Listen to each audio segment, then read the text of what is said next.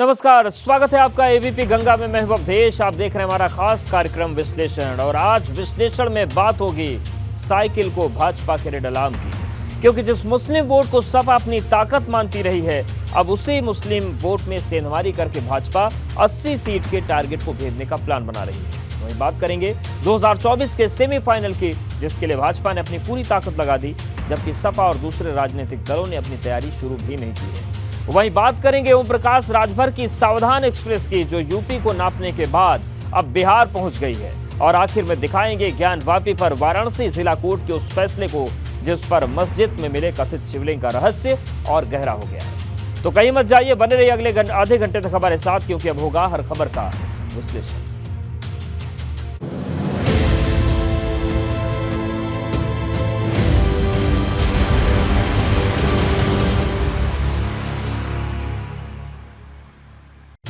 आज विश्लेषण की शुरुआत मुस्लिम वोट के साथ, क्योंकि जैसे जैसे वक्त बीत रहा है, उत्तर प्रदेश की राजनीति इसी 16% वोट की सेंट्रिक होती जा रही है। क्योंकि पहले इस वोट पर सिर्फ सपा, बसपा, कांग्रेस दावा करते थे, लेकिन अब भाजपा भी मुस्लिम को अपने पाले में लाने में लगी है। क्योंकि 16 अक्टूबर को भाजपा एक बड़ा अल्पसंख्यक सम्मेलन करने जा रही है, जो सीधे सीधे समाजवादी पार्टी की रेड अलार्म है। क्योंकि अगर थोड़ा भी मुस्लिम वोट इधर से उधर हुआ, तो सबसे बड़ा डेंट साइकिल को लगेगा।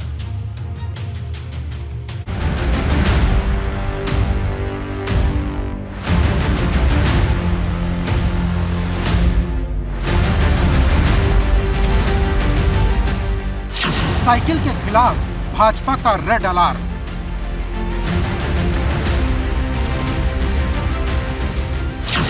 चौबीस के लिए टारगेट सेट, सपा का MY समीकरण है। भाजपा बनाएगी पसमानदा वोट को हथियार, 80 सीट जीतने का फॉर्मूला तैयार।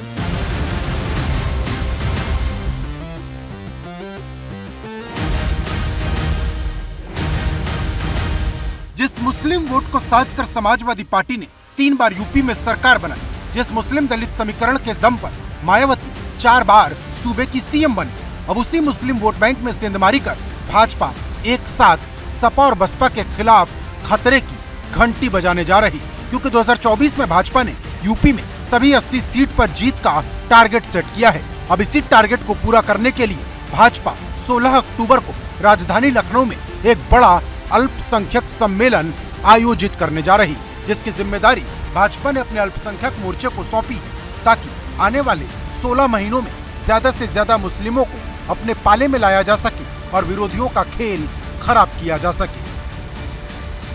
ऐसी बिरादरी जैसे रायनी है, सलमानी है, गद्दी है, कुरैशी है, मलिक है, अंसारी है या सैफी हैं, बहुत सारी ऐसी बिरादरियां हैं।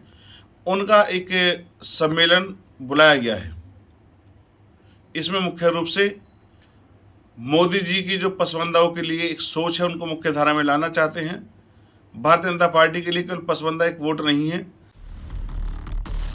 भाजपा का ये सम्मेलन लखनऊ के क्राइस्ट चर्च कॉलेज में होगा। इस सम्मेलन में राज्यसभा के सदस्य गुलाम नबी खटाना को मुख्य अतिथि के तौर पर बुलाया गया है, जिन्हें हाल ही में राष्ट्रपति द्रौपदी मुर्मू ने राज्यसभा के लिए नॉमिनेट किया है। वहीं डिप्टी CM ब्रिजेश पाठक समेत कई बड़े दिग्गज इस कार्यक्रम में शामिल होंगे। मतलब एकदम सीधा है, भाजपा ने मुस्लिम वोट को साध कर न सिर्फ 24 की पिच पर अपनी रफ्तार बढ़ाने की कोशिश की है, बल्कि सपा और बसपा को उसके सबसे मजबूत मोर्चे पर सीधी चुनौती देने की तैयारी भी की है, जिससे हम निकाय चुनाव में, लोकसभा चुनाव में और अपने साथ इन लोगों को जोड़ सकें और मजबूती के साथ इनको अपने साथ ला करके एक विचारधारा के साथ जोड़ करके अपना जो आने वाला लोकसभा का चुनाव है, निकाय चुनाव है, इसके लिए एक रास्ता तैयार हो, जिसमें अधिक से अधिक अल्पसंख्यक समुदाय की वोट भारतीय जनता पार्टी को मिले। लखनऊ के क्राइस्ट चर्च कॉलेज में पसमानदा समाज का सम्मेलन रखा गया है, जो 16 अक्टूबर को होगा और इसे नाम दिया गया है पसमानदा बुद्धिजीवी सम्मेलन। इसकी सारी जिम्मेदारी उत्तर प्रदेश बीजेपी अल्पसंख्यक मोर्चा के ऊपर है, जिसमें तमाम सारे लोगों को मोर्चा ने इनवाइट भी किया है। दरअसल जिस मुस्लिम वोट बैंक के सहारे मुलायम सिंह यादव 3 बार उत्तर प्रदेश के मुख्यमंत्री बने, मायावती ने 4 बार उत्तर प्रदेश की कमान संभाली, अब उसी मुस्लिम वोट बैंक पर बीजेपी की भी नजर है। जानकारों की माने तो भाजपा को 2022 में करीब 8% मुस्लिमों का वोट मिला, जो 2017 के मुकाबले 1% बढ़ा। अब इस वोट में थोड़ा भी इजाफा हुआ तो समाजवादी पार्टी के लिए मुश्किल खड़ी हो जाएगी, क्योंकि सपा की साइकिल के 2 पहिए हैं, जिसमें से एक पहिया मुस्लिम वोट बैंक पर ही टिका है। एक आंकड़े के मुताबिक 79% मुसलमानों ने सपा को 2022 के चुनाव में वोट दिया, जिससे न सिर्फ सपा की सीट बढ़ी बल्कि उसके वोट का ग्राफ भी बढ़ गया, जो पहली बार 32% के आसपास पहुंचा। ऐसे में भाजपा के पास खोने के लिए तो कुछ नहीं है, लेकिन पाने के लिए बहुत कुछ है।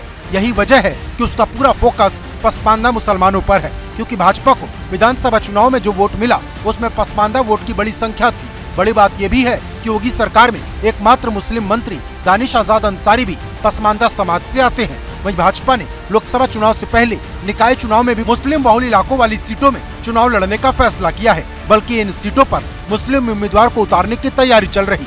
मतलब एकदम सीधा है, अपने मिशन 80 को पूरा करने के लिए भाजपा ने अपनी पूरी रणनीति बदल दी है। अब ये बदली हुई रणनीति किस किस का खेल खराब करेगी, इसका फैसला निकाय चुनाव से ही नजर आने लगेगा।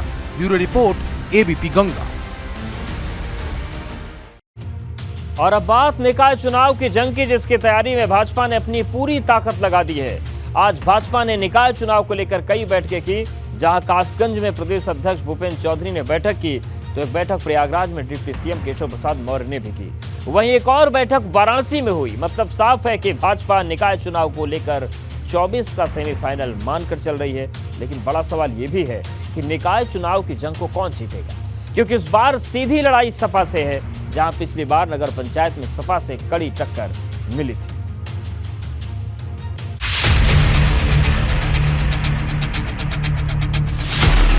का सेमीफाइनल, कौन जीतेगा निकाय चुनाव का दंग। नगर पंचायत की जंग, भगवा या लाल रंग। भले ही अभी निकाय चुनाव की तारीखों का ऐलान ना हुआ हो, लेकिन राजनीतिक दलों ने अभी से अपनी जोर आजमाइश तेज कर दी है। सबसे ज्यादा तैयारी भाजपा कर रही, जो निकाय चुनाव को 24 के सेमीफाइनल के तौर पर देख रही। शुक्रवार को भाजपा ने कासगंज में एक बैठक की, जिसमें भाजपा प्रदेश अध्यक्ष भूपेंद्र चौधरी ने निकाय चुनाव को लेकर न सिर्फ रणनीति बनाई, बल्कि इस चुनाव से कैसे 24 का मिशन 80 पूरा होगा, इस पर भी जोर दिया।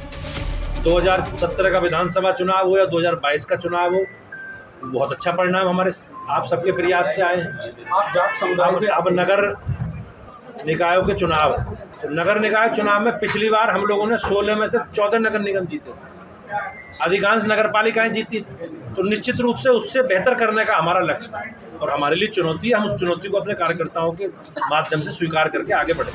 जहां कासगंज में भूपेंद्र चौधरी निकाय चुनाव की रणनीति को धार दे रहे थे, वहीं प्रयागराज में डिप्टी सीएम केशव प्रसाद मौर्य भाजपा कार्यकर्ताओं को निकाय चुनाव की एक एक सीट का लक्ष्य समझा रहे थे, क्योंकि जानकार इसे 24 का लिटमस टेस्ट मान रहे। जबकि चुनाव से पहले ही डिप्टी सीएम केशव प्रसाद मौर्य ने ऐलान कर दिया कि वो हर टेस्ट पास करने के लिए तैयार है। कि नगर निकाय की जितनी भी इकाइयाँ हैं, चाहे वो नगर पंचायत हो, चाहे नगर पालिका, चाहे नगर निगम, वहाँ कमल का फूल खिले। जो सुशासन देश में है, जो सुशासन प्रदेश में है, वही सुशासन हर नगर निकाय के अंदर आए और वह भाजपा के कमल से आएगा। ये आम जनता का भरोसा है, हमें अपने कार्यकर्ताओं पर भरोसा है। नगर निकाय के चुनाव में इस बार भाजपा बहुत शानदार प्रदर्शन करेगी। निकाय चुनाव को लेकर भाजपा कितनी सीरियस है, इसका अंदाजा इस बात से लगा सकते हैं कि भाजपा ने एक बैठक काशी में भी की। 14 और 15 अक्टूबर को जिला स्तर पर निकाय चुनाव को लेकर पार्टी बैठकें कर रही है और इसके बाद 2 दिन इसे लेकर वार्ड स्तर पर भी बैठकें होनी है। आज खुद बीजेपी प्रदेश अध्यक्ष भूपेंद्र चौधरी ने कासगंज से इन बैठकों की शुरुआत की। दरअसल बीजेपी को पता है कि नगर निकाय के ये चुनाव उसके लिए 2024 के लोकसभा चुनाव से कितने महत्वपूर्ण हैं और उत्तर प्रदेश में अब नगर निगमों की संख्या 17 हो चुकी है और बीजेपी दावा कर रही है कि इस बार 17 के 17 नगर निगम में कमल का फूल खिलेगा। दरअसल इस बार तैयारी करते वक्त हर बात का ख्याल रखा जा रहा, क्योंकि 2017 में 3 करोड़ 32 लाख वोटर थे, लेकिन इस बार निकायों की संख्या बढ़ी है तो वोटर की तादाद भी बढ़ना तय है, क्योंकि प्रदेश सरकार ने समय समय पर नए निकायों के गठन और मौजूदा निकायों के विस्तार के जो फैसले लिए, उसमें कुल 82 नए निकाय बनाए गए, जिसमें अब नगरीय निकायों की संख्या कुल 734 हो गई है। इसमें 17 नगर निगम, 200 नगर पालिका और 517 नगर पंचायतें शामिल हैं। अब सवाल बड़ा है, क्या भाजपा निकाय चुनाव की इस जंग में हर मोर्चे पर सफल होगी, क्योंकि पिछली बार भाजपा ने नगर निगम में तो कब्जा कर लिया था, लेकिन नगर पंचायत में उसे कड़ी टक्कर मिली थी। यही वजह है कि पूरे प्रदेश की नजर इस बार के निकाय चुनाव पर टिकी है, जहां ऊंट किस करवट बैठेगा ये देखना होगा। Bureau report, ABP Ganga. और अब बात राजभर की सावधान एक्सप्रेस की, जो यूपी से होती हुई बिहार पहुंच गई है। आज राजभर बिहार के कटिहार पहुंचे तो उन्होंने 27 अक्टूबर को पटना के गांधी मैदान में होने वाली रैली की हुंकार भरते हुए नीतीश कुमार, तेजस्वी यादव पर जमकर निशाना साधा। अब बड़ा सवाल यह है कि राजभर बिहार अपने लिए बैटिंग करने गए हैं या फिर भाजपा के लिए, क्योंकि वो अखिलेश से लेकर नीतीश पर तो फायर हैं, लेकिन जैसे ही बात भाजपा की आती है फ्लावर बन जाती है।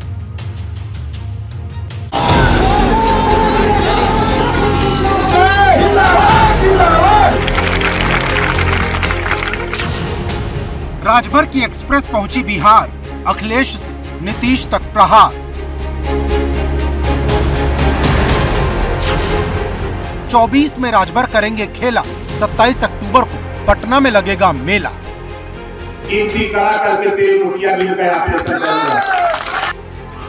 ओम प्रकाश राजभर की सावधान एक्सप्रेस यूपी को नापने के बाद बिहार पहुंच गई और बिहार पहुंचते ही राजभर ने 27 अक्टूबर को पटना में होने वाली रैली की हुंकार भर दी, क्योंकि इस दिन न सिर्फ ओपी राजभर की सावधान यात्रा का समापन होगा, बल्कि पटना के गांधी मैदान में भीड़ जुटाकर अपनी ताकत का वो एहसास भी कराएंगे, क्योंकि इसी दिन सुभाषपा का स्थापना दिवस भी है। तो हमने विमन बनाया है कि 27 अक्टूबर को गांधी मैदान पटना में गिनती करा करके तेल मुखिया मिलकर आपने संकल्प। राजभर जब बिहार के कटिहार पहुंचे तो उनके समर्थकों ने गर्मजोशी से स्वागत किया। बाइक रैली से लेकर मंच पर भीड़ जुटाने तक का पूरा हाई लेवल प्रोग्राम दिखा। उत्तर प्रदेश के अलग अलग जिलों में सावधान यात्रा जब जब निकली तो ओम प्रकाश राजभर के निशाने पर कहीं न कहीं समाजवादी पार्टी और अखिलेश यादव रहे। तो अब ओम प्रकाश राजभर जब बिहार पहुंचे हैं तो वो नीतीश कुमार का खेला खराब करने में जुट गए हैं। दरअसल ओम प्रकाश राजभर ने साफ तौर पर यह ऐलान किया था कि उनकी सावधान यात्रा का समापन 27 अक्टूबर को पटना के गांधी मैदान में होगा और जातीय जनगणना को लेकर नीतीश कुमार ने अब तक क्या किया, इस पर वो उनसे सवाल पूछेंगे। ओम प्रकाश राजभर जब यूपी में थे तब उनके निशाने पर अखिलेश यादव थे, लेकिन जैसे ही बिहार पहुंचे राजभर ने नीतीश कुमार से लेकर तेजस्वी यादव पर निशाना साधना शुरू कर दिया। इसी 27 अक्टूबर को गांधी मैदान पटना में हम गिनती कराना चाहते हैं। यहाँ के नेताओं से जब पूछता हूँ तो कहते हैं कुछ नहीं, चाहे पप्पू यादव जी से पूछा हूँ, चाहे लालू जी से पूछा हूँ, चाहे उनके बेटे का नाम है तेजस्वी यादव जी हो, चाहे चिराग पासवान जी हो, ये लोग कहते हैं यहाँ राजवंशी लोग नहीं रहते, राजभर नहीं रहते, रजवाड़ नहीं रहते। लेकिन जिस तरह से राजभर सपा से लेकर जेडीयू और आरजेडी पर हमलावर हैं, उससे एक बड़ा सवाल ये भी है कि कहीं राजभर भाजपा के लिए बैटिंग तो नहीं कर रहे, क्योंकि जब भी बात सीएम योगी या भाजपा की आती है तो राजभर फ्लावर बन जाते हैं, लेकिन जैसे ही बात भाजपा के विरोधी दलों की आती है तो राजभर फायर हो जाते हैं। वहीं कहने वाले तो यहाँ तक कह रहे कि राजभर की बिहार यात्रा अपना खेल बनाने से ज्यादा नीतीश कुमार का खेल खराब करने के लिए दिखाई देती है। अब राजभर कितने बड़े खिलाड़ी हैं, इसका बड़ा टेस्ट 27 अक्टूबर को होगा, क्योंकि पटना का गांधी मैदान इतना बड़ा है जिसे भरना भी किसी अग्नि परीक्षा से कम नहीं।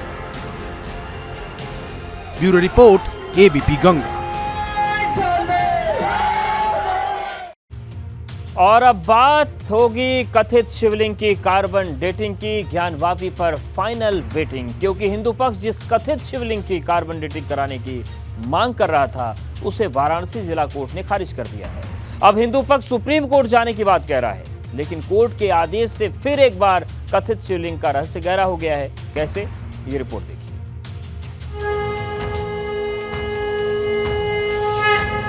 नहीं होगी कथित शिवलिंग की कार्बन डेटिंग, ज्ञानवापी पर फाइनल वेटिंग। शिवलिंग या फव्वारा, एक बड़ा रहस्य गहराया।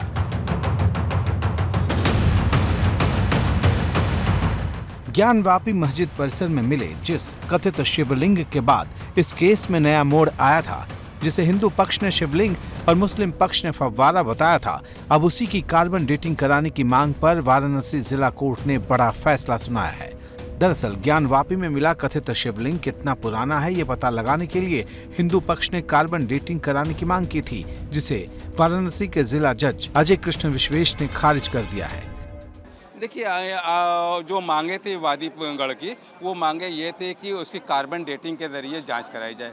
तो कार्बन डेटिंग जो आम तो है, जो साइंटिफिक तरीका है, वो उन्हीं कार्बन एटम्स के होते हैं जहां C14 के कार्बन पाए जाते हैं। कि इस ऑर्डर के अगेंस्ट हम सुप्रीम कोर्ट जाएंगे, इस ऑर्डर को हम सुप्रीम कोर्ट में चुनौती देंगे। ये ऑर्डर अगेंस्ट द रिकॉर्ड है। कोर्ट के इस फैसले को दोनों पक्षों के लोग अपने अपने चश्मे से देख रहे हैं। मुस्लिम पक्ष जहां इस फैसले का स्वागत कर रहा है, तो हिंदू पक्ष कह रहा है कि इससे हिंदुओं के मंदिर वाले दावे पर कोई असर नहीं होगा। सभी को इस बात का इल्म है कि 17 मई 2022 को ऑनरेबल सुप्रीम कोर्ट ने ऑलरेडी ये ऑर्डर पास किया हुआ है कि जो भी वज़ू खाने का एरिया है उसको पूरी तरीके से सील करने का ऑर्डर दिया है। माननीय कोर्ट ने इनकार कर दिया है, उससे कोई भी अंतर नहीं पड़ने वाला है काशी विश्वनाथ और भगवान विश्वेश्वर महादेव के मंदिर पे। ये ऐसे ही देश और विश्लेषण में आज के लिए फिलहाल इतना।